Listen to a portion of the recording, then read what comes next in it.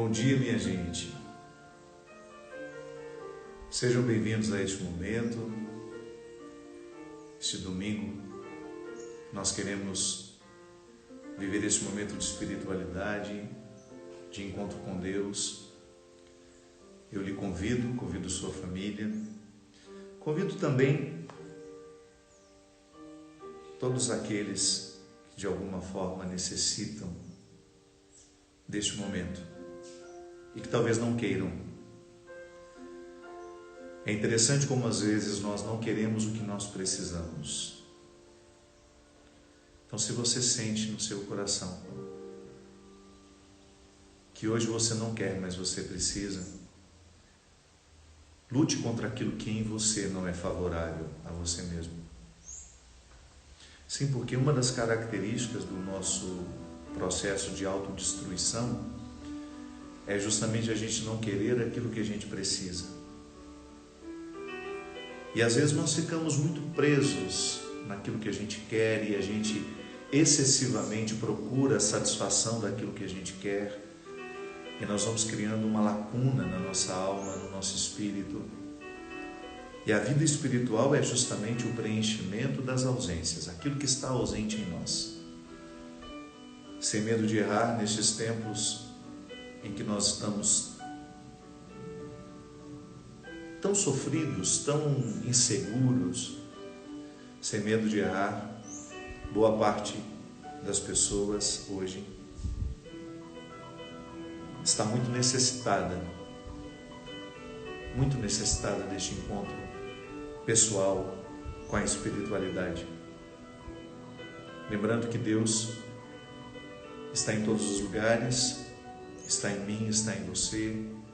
Ele é onipresente, Ele é capaz de estar no mundo todo neste momento, no coração de cada um de nós, mas nós precisamos buscá-lo, viver o estado de presença, percebê-lo em nós, abrir os caminhos para que cada vez mais nós tenhamos um acesso a essa verdade sagrada que nos habita. Então, se você quiser chamar alguém que você sabe que esteja necessitado deste momento, que esteja precisando viver um tempo de oração, de reflexão, convide essas pessoas. Hoje nós queremos que a nossa missa possa chegar aos corações que de fato precisam, mas não querem. O meu coração é assim, e eu falo sempre a partir de mim. Muitas vezes eu não quero, mas eu preciso. E eu preciso deste momento. Eu preciso deste encontro pessoal com Deus. Eu preciso de um rito que me ajude a ficar em mim. Enquanto isso, nós vamos recolhendo todas as intenções de vocês, tudo aquilo que você quer pedir que hoje Deus realize nessa Eucaristia e através dela. Obrigado pela sua confiança, obrigado pelo seu carinho, obrigado pela oportunidade que eu tenho de hoje entrar na sua casa, na sua vida, no seu coração e falar com Ele a partir dessas necessidades que são tão comuns em todos nós. Eu vou desativar os comentários para a gente poder celebrar melhor.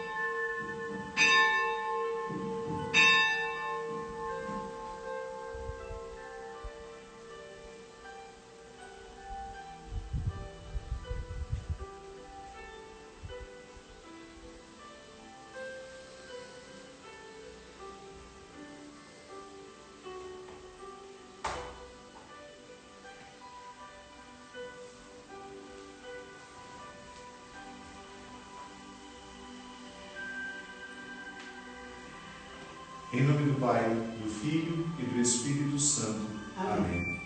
Que a graça e o amor de Deus, a ternura de seu Filho Jesus e a santidade do Espírito Santo esteja com todos vocês. Bendito seja Deus que nos reuniu no amor de Cristo. Todos nós necessitamos diariamente de viver a experiência do perdão.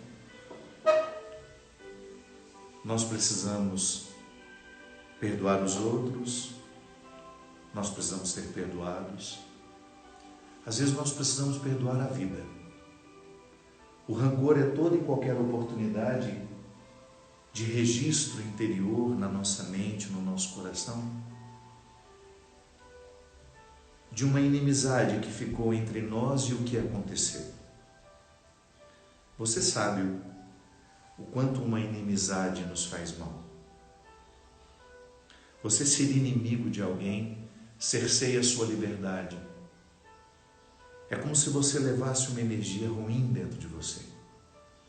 É como se você levasse um sofrimento que já deveria ter sido curado. A inimizade é um sofrimento que se estende. Por isso que a vida humana, a saúde espiritual, e por que não dizer a saúde da mente, que é onde nós temos toda a compreensão de quem somos, depende da dinâmica do perdão. Eu preciso perdoar diariamente. Preciso perdoar aqueles que convivem comigo. Preciso pedir perdão a eles. Preciso me perdoar. Sim, quantas vezes você, eu, precisamos olhar para aquilo que vivemos e reinterpretar? Quantas vezes nós nos amarguramos pelo que fizemos de errado, pelas escolhas infelizes que fizemos, por não termos tido coragem, disposição de entregar a nossa melhor parte naquele momento da vida. Sim, quando a gente não dá o que há de melhor em nós, geralmente nós machucamos quem está ao nosso lado, nós machucamos as pessoas que estão ao nosso redor, a nossa ambiência afetiva. E toda vez que a gente machuca alguém, de alguma forma a gente se machuca também. E tudo isso é vida espiritual. É por isso que até os ateus que não acreditam mesmo em Deus precisam viver a dinâmica do perdão. O perdão é naturalmente religioso, mas ele não é propriedade da religião. É uma questão humana. E nós humanos precisamos diariamente viver as experiências do perdão. Como dizíamos no início, nós precisamos, mas nem sempre queremos. Às vezes você sabe que precisa perdoar, porque aquilo está fazendo mal a você. Às vezes você sabe que precisa pedir perdão, porque aquilo está fazendo mal a você. E você não faz, porque não quer. Porque perdoar, pedir perdão, requer você colocar os orgulhos no bolso, as prepotências, requer você abrir mão da imagem, da postura. É porque de alguma forma o perdão nos coloca num lugar que parece humilhação. Quando você vai conceder, não. Mas quando você precisa pedir, como é aparentemente humilhante. E não. Essa é uma leitura muito equivocada que nós fazemos do perdão.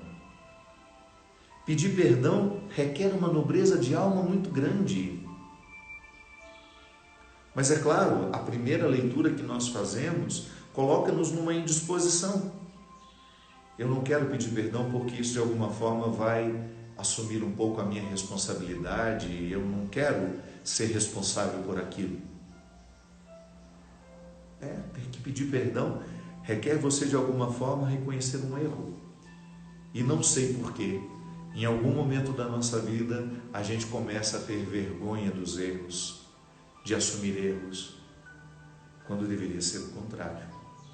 E não é sem motivo que a gente fala que a conversão é a reconfiguração de uma forma de pensar. Eu paro de pensar o pedir perdão como uma humilhação e começo a interpretá-lo como uma grandeza de alma que eu estou adquirindo.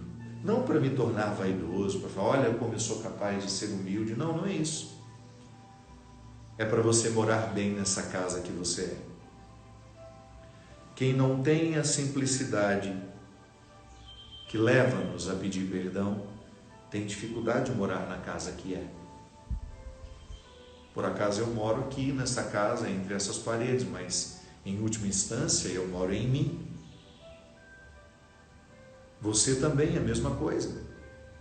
Você neste momento está dentro da sua casa ou está dentro de um lugar que temporariamente você transformou em sua casa, mas você precisa sair daí de vez em quando e você se leva para onde vai. É por isso que às vezes nós tínhamos, eu me lembro que no passado a gente tinha muito isso, né?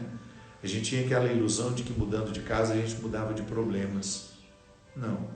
Às vezes, não podemos negar, nós somos muito suscetíveis a esses estímulos. Mudar de casa, mudar a decoração, mudar os ambientes, mudar de cidade, pode provocar em você uma sensação de vida nova. Mas não se engane. O ser que precisa ser renovado é você. E ele estará por onde você for. Por isso que eu preciso buscar os benefícios das minhas transformações. Você precisa buscar os benefícios das suas transformações, para que você more melhor em você. As ciências que se ocupam da condição humana já nos ensinaram, sem nenhum viés religioso, que o perdão nos liberta.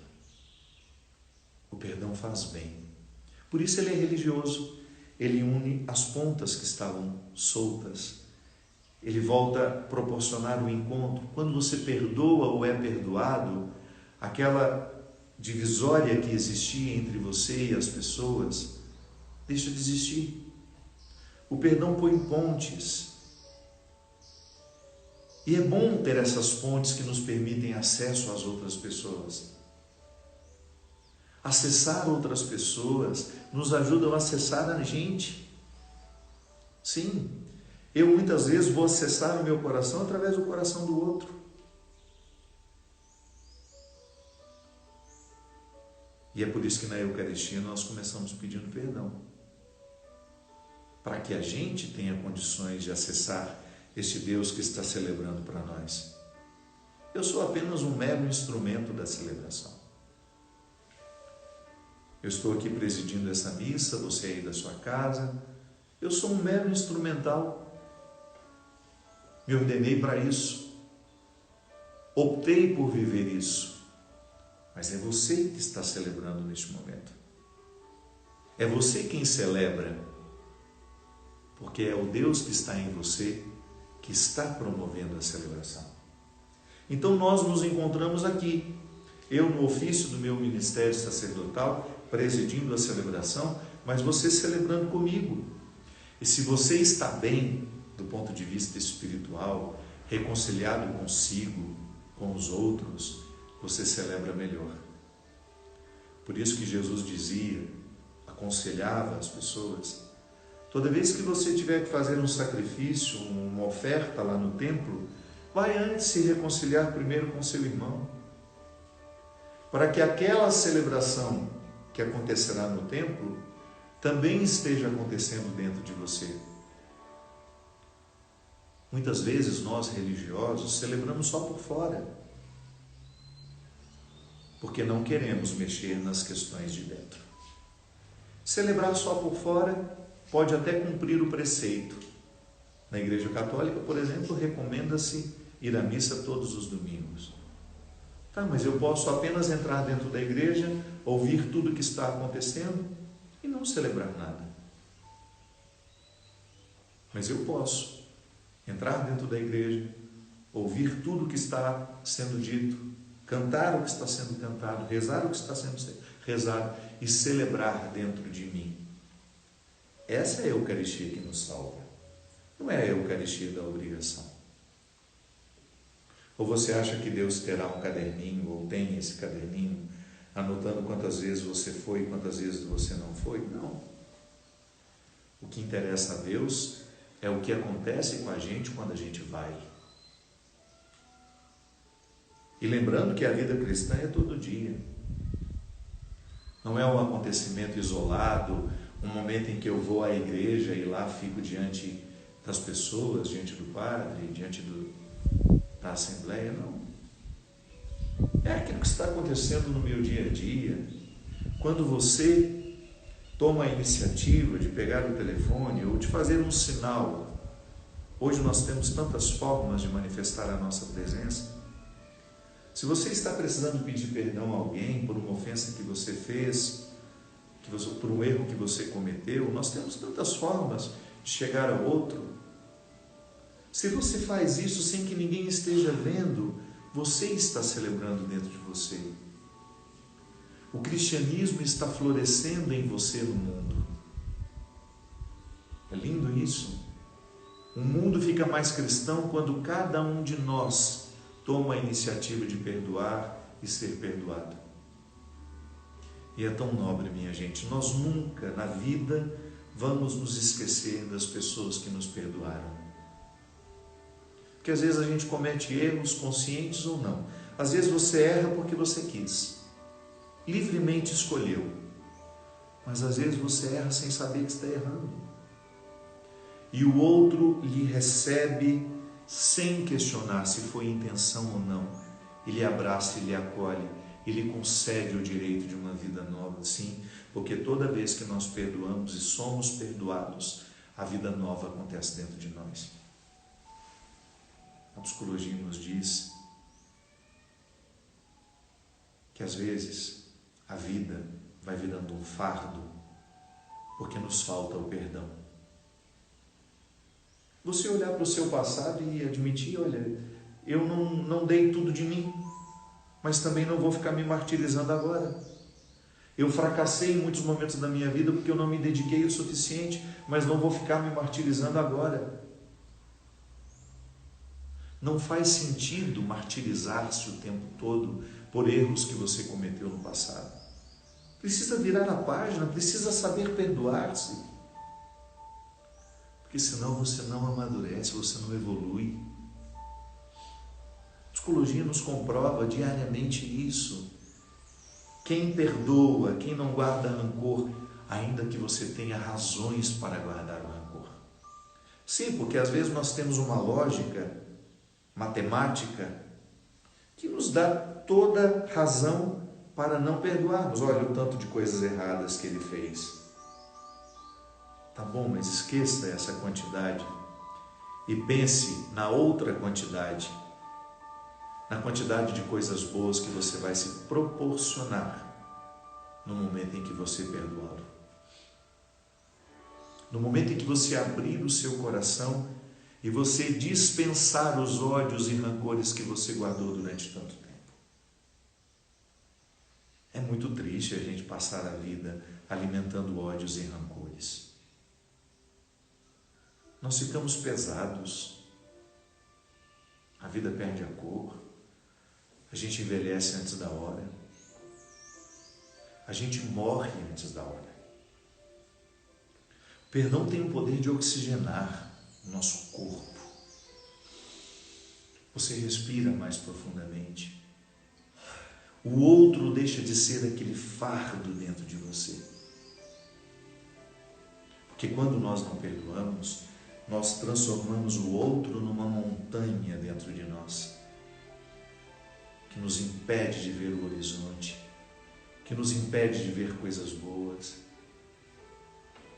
Quando o ódio está mandando em nós, quando o ódio está no comando da nossa vida, nós vivemos adoecidos emocionalmente e, com o tempo, adoecidos fisicamente. Também as ciências do comportamento nos dizem, nos sugerem que o corpo sofre as consequências das escolhas das emoções. As emoções são derramadas sobre a carne. É na carne que nós vivemos as emoções. Então, quando as emoções não estão purificadas, quando as emoções não são saudáveis, o corpo naturalmente adoece. Eu tenho me perguntado muito, sabe? Como escolho gastar o meu tempo? Cultivando bons sentimentos ou cultivando sentimentos que me adoecem? Pense isso também.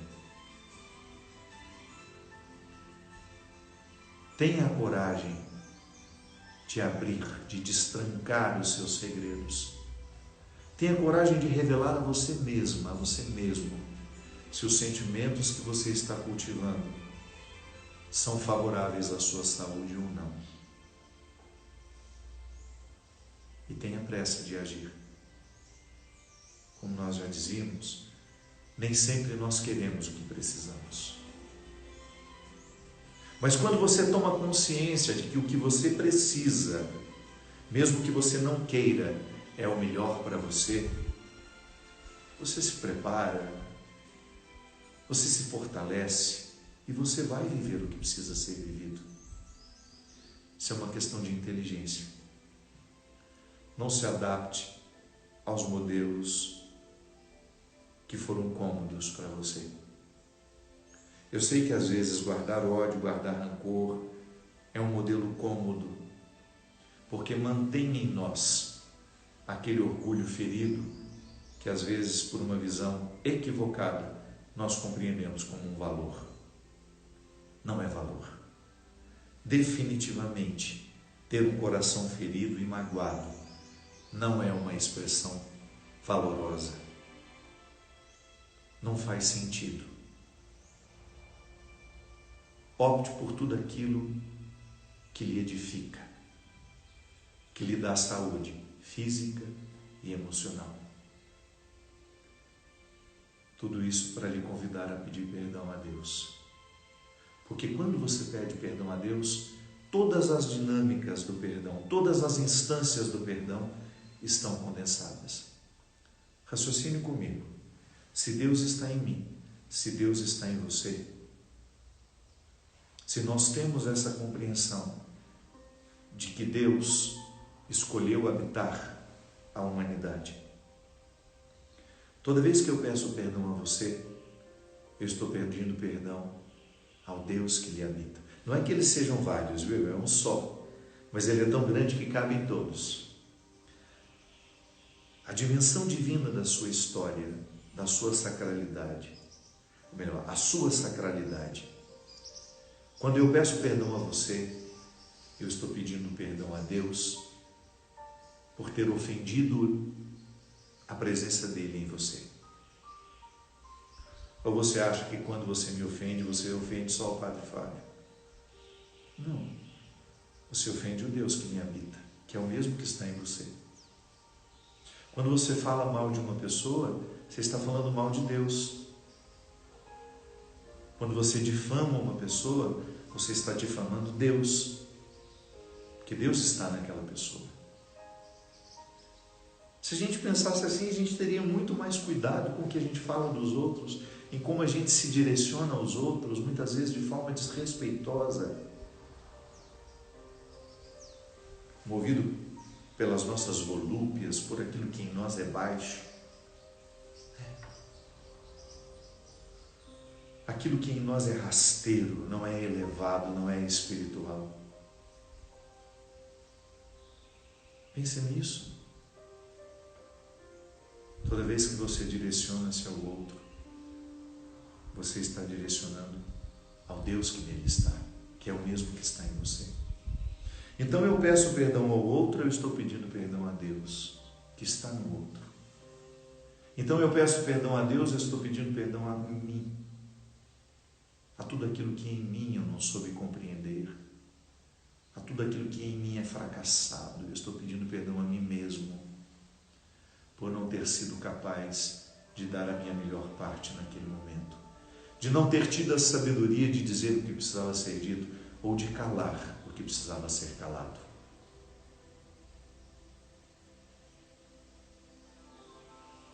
Pedir perdão a Deus neste momento da liturgia é você ter a oportunidade de reconciliar-se consigo e com os outros. E estando reconciliado consigo e com os outros, você está plenamente reconciliado com o Senhor. É o Evangelho de hoje. O amor a Deus, que não se expressa no amor ao ser humano, é manco. Não nos leva a muitos lugares. Da mesma forma que o amor ao ser humano, sem consciência do amor a Deus, também é frágil, também não nos leva a muitos lugares. É a junção, amor a Deus e amor à humanidade, que nos torna essencialmente religiosos. Por isso, recolha no seu coração aquilo que precisa ser perdoado. Recolha no seu coração agora aquilo que você ofendeu nos outros. O Deus que você ofendeu nos outros. O Deus que você banalizou nos outros. Quando movido pela sua volúpia, pelos seus sentimentos mesquinhos, você falou mal, você expôs, você caluniou, fez passar por ridículo, você enganou, você foi injusto, você traiu. Recolha neste momento tudo aquilo que em você é ofensivo aos outros e a você, e por isso é ofensivo a Deus. E peçamos perdão a Deus, liturgicamente, neste momento. Senhor, tem de piedade de nós. Senhor, tem de piedade de nós. Cristo, tem de piedade de nós. Cristo, tem de piedade de nós. Senhor, tem de piedade de nós. Senhor, tem de piedade de nós. Deus Todo-Poderoso, tenha compaixão de nós, perdoe os nossos pecados e nos conduz à vida eterna. Amém. Glória, glória, aleluia. Quero recolher todos os motivos do seu coração pelos quais você quer agradecer a Deus nesse dia. Quero colocar neste altar e neste louvor, neste glória a Deus que nós fazemos neste momento, a sua família, a sua vida, todos os avanços que você já conseguiu viver, todos os benefícios que a sua espiritualidade já lhe trouxe. Agradecer a Deus pela nossa vida, agradecer a Deus pelos profissionais da saúde, pelos pesquisadores, por todas as pessoas que trabalham nos nossos hospitais, o pessoal da limpeza, das portarias, das recepções, os seguranças, todos os que estão na linha de frente, os médicos, enfermeiros, atendentes, técnicos, os que trabalham nas cozinhas dos hospitais, que neste momento estão dedicando de maneira muito especial as suas vidas à nossa saúde. Glória, glória, aleluia. Glória, glória, aleluia. Glória, glória, aleluia. Louvemos ao Senhor. Oremos. Essa missa hoje é muito especial. Nós estamos celebrando a intenção da Teca, nossa querida Tequinha, que fez aniversário essa semana. Rezamos também pelo aniversário de Francisco Dias, que faz 80 anos hoje. Francisco é tio do Mateus, um grande amigo meu. E também por Maria dos Santos Takshima e pela saúde de Sara Gabriela. Deus eterno e todo-poderoso, aumentai em nós a fé, a esperança e a caridade, e dai-nos amar o que ordenais, para conseguirmos o que prometeis. Por nosso Senhor Jesus Cristo, vosso Filho, na unidade do Espírito Santo. Amém. Aleluia, aleluia. O Senhor esteja convosco. Ele está no meio de nós. Proclamação do Evangelho de Jesus Cristo, segundo Mateus. Glória a vós, Senhor. Naquele tempo, os fariseus ouviram Jesus dizer que Jesus tinha feito calar os saduceus. Então eles se reuniram em grupo e um deles perguntou a Jesus para experimentá-lo: Mestre, qual é o maior mandamento da lei? Jesus respondeu: Amarás o Senhor teu Deus de todo o teu coração, de toda a tua alma e de todo o teu entendimento. Esse é o maior e o primeiro mandamento. O segundo é semelhante a esse: amarás ao teu próximo como a ti mesmo. Todas as leis e os profetas dependem desses dois mandamentos. Palavra da salvação. Glória a vós, Senhor. Que as palavras do Santo Evangelho perdoem os nossos pecados. Aleluia, aleluia, aleluia, aleluia, aleluia, aleluia, aleluia, aleluia. Minha gente, hoje nós temos um evangelho muito sugestivo, curtinho, que é para nós um referencial maravilhoso, que nos tira todas as dúvidas quando você quiser perguntar: eu estou sendo cristão ou não? Porque às vezes nós temos muitas dúvidas, né? Criaram tantas regras em torno do cristianismo, criaram tantas situações que às vezes a gente fica perdido. Então, um referencial hermenêutico, isso é, um referencial de interpretação, um caminho seguro para você interpretar se está sendo cristão ou não, se está vivendo a essência da espiritualidade cristã, é você se perguntar: eu amo a Deus acima de todas as coisas e ao próximo como amo a mim mesmo? Pronto.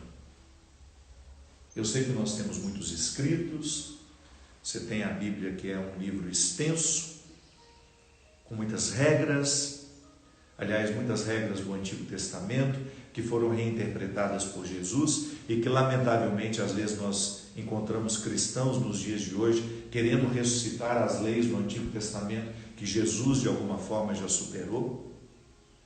Claro, intencionados, né? Querendo de alguma forma encontrar na Sagrada Escritura um fundamento para seus ódios, para suas intolerâncias. Está lá. Aliás, o Padre Léo, o sábio Padre Léo, dizia muito isso. Na Bíblia você encontra textos que justifiquem até o assassinato. Se você quiser assassinar alguém e dizer que estava na Bíblia, está lá, você encontra textos para isso. Então nós, muitas vezes, ficamos perdidos sem um entendimento claro do que significa hoje, se eu quiser dizer ao mundo que eu sou cristão: terá de amar a Deus acima de todas as coisas. Nossa, que coisas são essas? Tudo, não tem exceção. A sua casa, o seu dinheiro, sua família. Isso é responsável. Depois eu vou dizer por que é responsável. Que eu sei que muita gente, irresponsavelmente, em nome de uma missão, largou a família para segundo plano e foi viver as coisas da igreja. Isso acontece muito. É numa outra dimensão. Não é largar a responsabilidade de cuidar da família e ficar mais lá enfiado dentro da igreja do que cuidando das coisas de casa. Não é isso. É aqui dentro que a coisa acontece. Amar a Deus acima do emprego que a gente tem, do sucesso que a gente faz, da carreira que a gente construiu. Mas isso parece muito teórico e difícil, não é não? Você tem como valorizar a sua carreira, por exemplo, o sucesso que você faz, colocando Deus acima de tudo isso. É só compreender que tudo isso que você alcançou não foi por méritos somente seus. Quem lhe deu essa capacidade? Você desenvolveu as capacidades, mas quem lhe deu na origem? Recebeu dos seus pais. Quem deu a seus pais? E aí você chega numa eterna busca neste Deus que nos sustenta em tudo. Sim, amar a Deus sobre todas as coisas significa você firmar dentro de você a consciência de que tudo que você faz de maravilhoso, de impecável, do ponto de vista humano, aquele momento em que a sua humanidade esteve absolutamente livre de tudo que é mesquinho em você, isso é dom de Deus. Isso é Deus plenamente manifestado em nós. Então a pessoa que canta maravilhosamente bem, ela canta sabendo que aquele canto, que aquela capacidade de cantar, muito embora tenha sido desenvolvido por meio de aulas e esforços, é um dom divino que ela carrega. Isso nos coloca numa humildade, numa simplicidade, inclusive na lida com as pessoas. Quem tem essa consciência dificilmente se reveste de prepotência e de arrogância. Porque sabe que toda a grandeza que ela pôde alcançar como pessoa tem a sua raiz, tem a sua origem em Deus. É Deus quem me sustenta, é Deus quem me dá os dons. Então eu amo a Deus acima de todas as coisas assim, consciente que até no momento, como dizia Santo Agostinho, falava isso de maneira linda, simples e sofisticada ao mesmo tempo. Quando o coração humano se sente com capacidade de reconhecer o erro que cometeu, ele já está sob o influxo da graça divina. Até para você reconhecer que errou, Deus tem que ter dado um movimento inicial. Eu, por mim mesmo, não sou capaz de reconhecer o meu erro. Eu não reconheço o meu erro por quê? Meu orgulho me comanda, eu tenho dificuldade de reconhecer que sou frágil. Então, quando eu sou capaz de reconhecer que errei, é porque a divindade que me habita está me comandando. Então Deus está acima de todas as coisas. Eu tenho consciência de que tudo aquilo que a minha inteligência me proporciona só é possível porque Deus me deu a inteligência. Então você coloca Deus antes de todas as situações. Não é que você seja uma marionete que Ele comanda. Não, você tem livre-arbítrio. Você tem inclusive livre-arbítrio para decidir se vai desenvolver suas capacidades ou não. Essa semana eu pensei muito sobre isso. Inclusive fiz um post aqui no Instagram. Eu refleti sobre as potencialidades, o potencial que existe no meu corpo, o potencial que existe na minha mente, que eu posso desenvolver ou não. Observe uma criança. A criança é naturalmente elástica. A criança não tem dificuldade com as articulações, a não ser que ela tenha uma doença. Se ela é saudável, ela tem habilidades, ela tem facilidade de movimentos. Mas à medida em que a gente vai vivendo, se a gente não estimula o potencial do corpo, esse potencial vai ficando adormecido. Eu posso muitas vezes ter uma conduta em que eu não tenho tempo para o cuidado do corpo. A minha falta de cuidado com o corpo vai fazer com que ele engorde, com que ele acumule gorduras dentro das artérias, que ele vá perdendo a flexibilidade. Eu estou neste momento da minha vida, eu vou confessar para vocês, readquirindo a flexibilidade do meu corpo, que eu fui perdendo com o tempo, que eu fui perdendo com a rotina. Você não vai fazer o exercício agora, porque você está na missa, mas depois que terminar, tente ficar de cócoras, sem segurar em nada, sem medo de errar. 90% das pessoas não conseguem mais, porque não é uma posição que nós fazemos mais. Nós fomos criando facilidades. O nosso carro, ele é adaptado para te dar muito conforto, para você usar menos os esforços. Só que isso tem um custo. Nós vamos perdendo flexibilidade, nós vamos ficando enrijecidos. E lamentavelmente, quando nós estamos enrijecidos, quando a nossa musculatura está enrijecida, as nossas articulações ficam mais propensas a serem lesionadas, a serem machucadas, porque nós não temos mais a flexibilidade do movimento. A musculatura, ela deveria ser forte e flexível. Há pessoas que só têm a musculatura forte, criou boa base muscular, mas não desenvolveu flexibilidade. Há pessoas que têm boa flexibilidade, mas falta um pouco de massa muscular. Está com muito tecido adiposo. Eu não estou falando de estética, viu, gente? Não, você tem o direito de ser como você quiser e ficar confortável em você do jeito que você bem entender. Mas coloque um pouco de flexibilidade no seu corpo e você vai ver como ele agradece com menos dores. O descanso fica mais fácil, o trabalho fica mais fácil. A maioria de nós tem dor na lombar. Não pode agachar que já volta todo torto, todo... Tenta pegar uma coisa no chão. Ai, travei! Não levanta nunca mais. Por quê? O potencial do corpo, ele existe, mas está escondido lá, mas muito escondido dentro de nós. Por isso que é bom você ter uma atividade física que exercite, que estimule força muscular e flexibilidade. A mente, a mesma coisa. Eu posso ter uma mente tranquila, serena, o potencial dela é este. Você não nasceu angustiado. Você não nasceu conflituado do ponto de vista mental. Se todas as suas necessidades foram satisfeitas na hora certa, você ficava lá, no bercinho, respirando corretamente.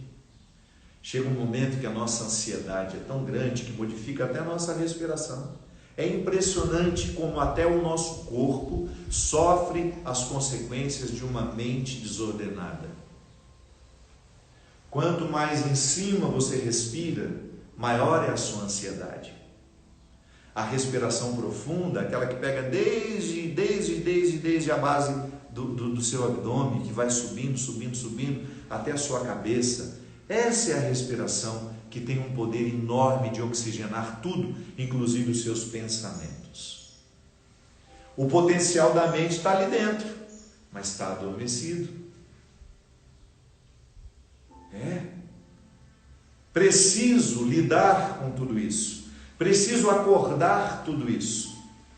Então a qualidade da vida, quando eu digo que eu amo Deus acima de todas as coisas, eu estou reconhecendo isso. Há em mim uma inteligência, o meu corpo tem uma inteligência, a minha mente tem uma forma de comando que eu preciso aprender.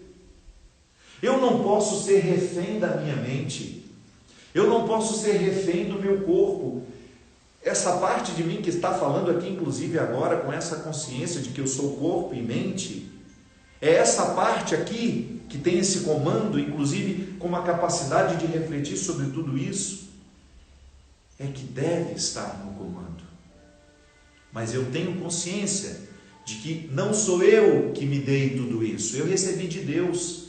Então, toda vez que eu tenho um equilíbrio com o meu corpo, um equilíbrio com a minha mente, eu estou reconhecendo publicamente que eu estou potencializando aquilo que Deus me deu. Então eu lido melhor comigo. Você, quando aprender, desculpe-me se você já sabe, mas eu sei que todos nós precisamos aprender diariamente isso. Quando a gente começa a aprender a lidar com o corpo, a lidar com a mente, a nossa vida espiritual fica mais qualificada. E eu lamento que dentro do contexto católico nós tenhamos falado tão pouco dessas coisas. Eu me lembro que num determinado momento a espiritualidade católica ficou tão empobrecida, e eu vivi isso, que era absolutamente proibido em falar de técnicas de yoga, por exemplo, como se isso fosse um pecado, como se isso fosse uma ciência misteriosa. Para com isso. Vamos aprender com os nossos irmãos orientais, que sempre tiveram uma capacidade enorme, uma espiritualidade que influía na saúde do corpo. Não existe misticismo nisso. Eu sei que durante muito tempo nós ficamos ouvindo que nós precisamos nos purificar das influências das outras religiões. Pelo amor de Deus, que arrogância!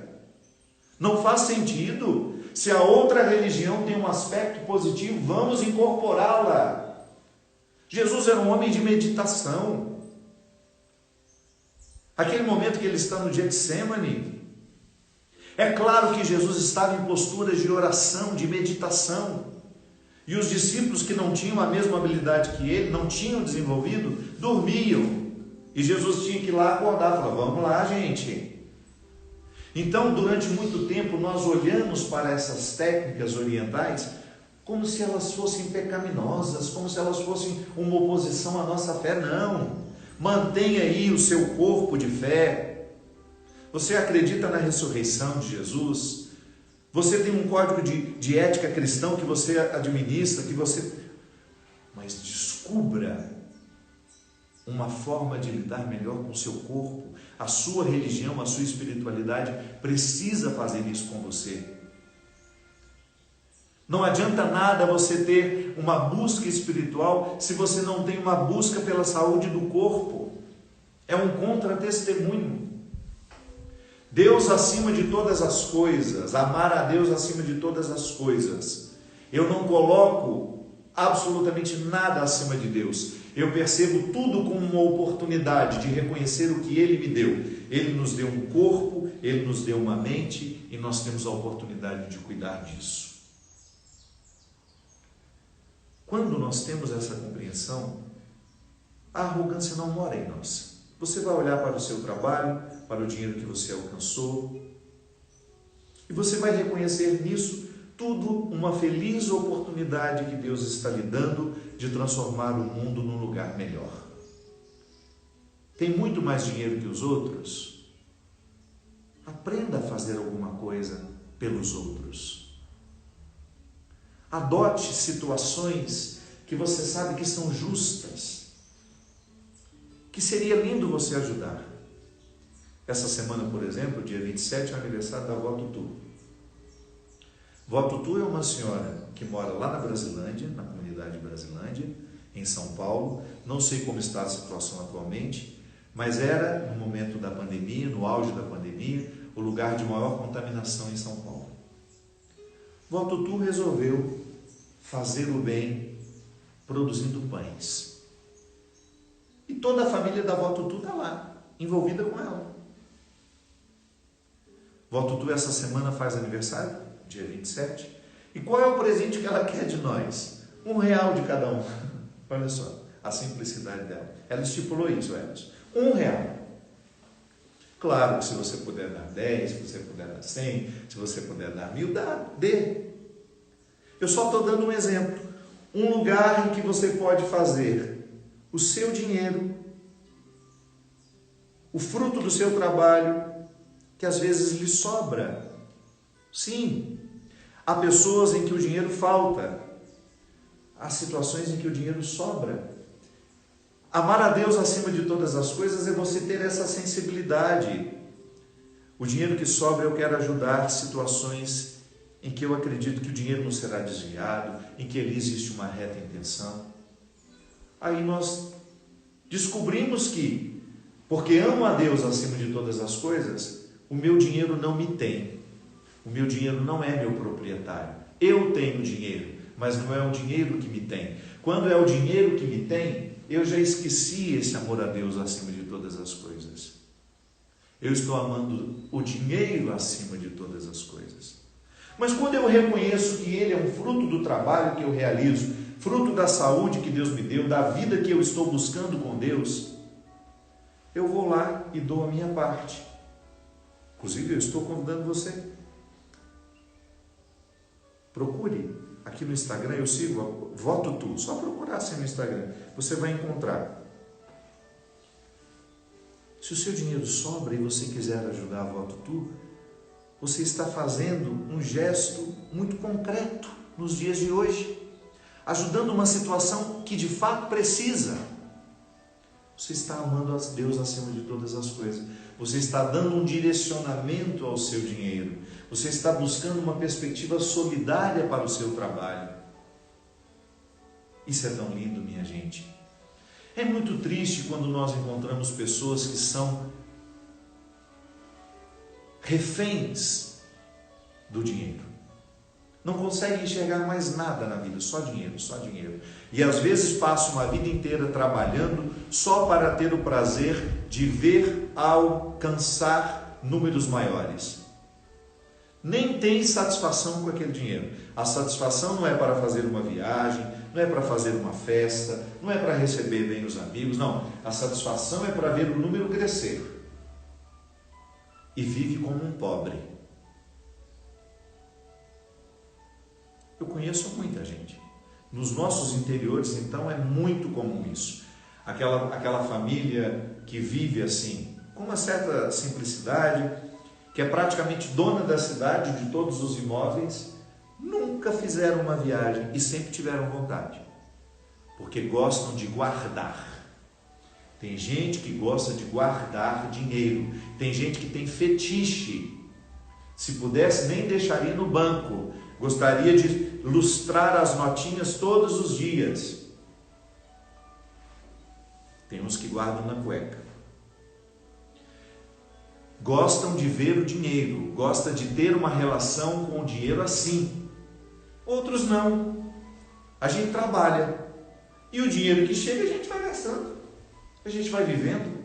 Para isso que ele serve, para poder provocar alegrias, para poder fazer a vida ser mais qualificada, para a gente poder amar concretamente as pessoas. Sim, é lindo quando você pode amar concretamente uma pessoa, quando você generosamente escolhe: eu vou dar uma casa para você, eu vou lhe tirar do aluguel, meu filho. Você como pai sabe disso. Ou quando você pode materialmente presentear o outro com aquilo que você sabe que ele está precisando. Isso é amar a Deus acima de todas as coisas. Não é o dinheiro que manda em mim, sou eu que mando nele. Amar a Deus acima de todas as coisas é a primeira regra, mas depois vem uma outra, com o mesmo nível de importância, porque eu costumo pensar essas duas premissas no modelo circular. Amo Deus acima de todas as coisas e ao próximo como a mim mesmo. E assim,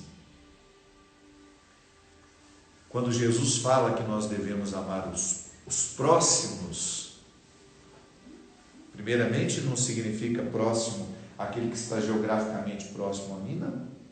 Próximo é todo aquele que tem a proximidade da condição, todo aquele que sofre como eu sofro, que se alegra como eu me alegro, e que às vezes tem uma história muito diferente da minha, que fez com que ele ficasse muito melhor que eu, ou fez com que ele ficasse muito pior do ponto de vista emocional, dos traumas. Sim, tem gente que está, do ponto de vista emocional, num caos. Foi muito maltratado pela vida, foi muito mal amado, então se desenvolveu de maneira muito desastrosa. E às vezes comete mais crimes do que nós, erra muito mais do que nós, mas é próximo.